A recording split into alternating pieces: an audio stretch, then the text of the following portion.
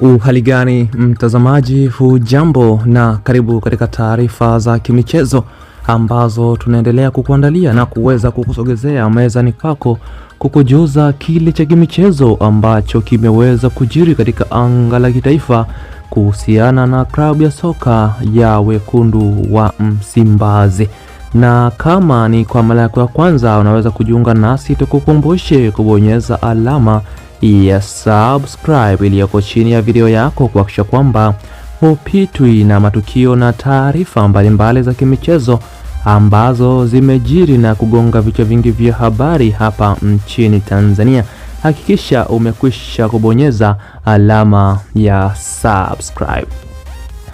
Bwana, siku za hivi karibuni kuliweza kuzuka mtafaruku mkubwa ndani ya klabu ya soka ya Wekundu wa Msimbazi, huku mashabiki wa klabu hiyo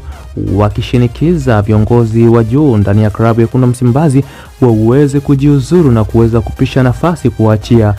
wawekezaji wengine, ambapo migogoro hiyo ilitokana na kutokufanya vizuri kwa klabu ya soka ya Wekundu wa Msimbazi katika anga la kimataifa, kombe la mabingwa barani Afrika, ambapo huku usajili wa klabu ya Wekundu wa Msimbazi ukishutumiwa kushinikiza viongozi waweze kujiuzuru. Miongoni mwa kiongozi ambaye mashabiki wengi wa soka hapa nchini Tanzania waliweza kuhitaji kiongozi huyu aweze kujiuzuru ni Murtaza Mangungu, mwenyekiti wa klabu ya soka ya Wekundu wa Msimbazi, ambaye ameongoza kwa kipindi kirefu zaidi mpaka kufikia hivi sasa zaidi ya miaka mitatu ndani ya klabu ya soka ya Wekundu wa Msimbazi, huku mashabiki kama GB64 pamoja na wengine wakishinikiza mwenyekiti huyu hawezi kujiuzuru kutokana na hujuma ambazo waliweza kuzitaja wao. Na kuna tukio ambalo tuliweza kulishuhudia katika mchezo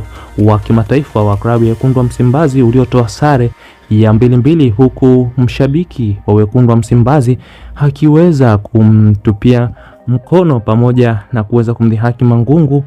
kitu ambacho kilipelekea viongozi wengi ndani ya klabu ya Wekundu wa Msimbazi kuweza kupata tafaruko. Lakini kutokana na matukio hayo, klabu ya Wekundu wa Msimbazi wameweza kujiweka vyema katika usajili wa dirisha dogo msimu huu 2026-2027, ikiwa ni msimu ambao Wekundu wa Msimbazi wameweza kufanya usajili wa maana kweli kweli. Na taarifa kamili zinaeleza kwamba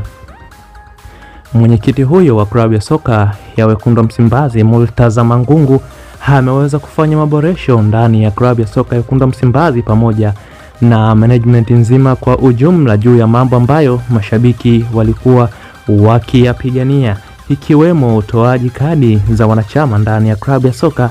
ya Wekundu wa Msimbazi, na akieleza kuwa utaratibu huo utaanza Machi 26 mwaka 2026 kuweza kugawa kadi za wanachama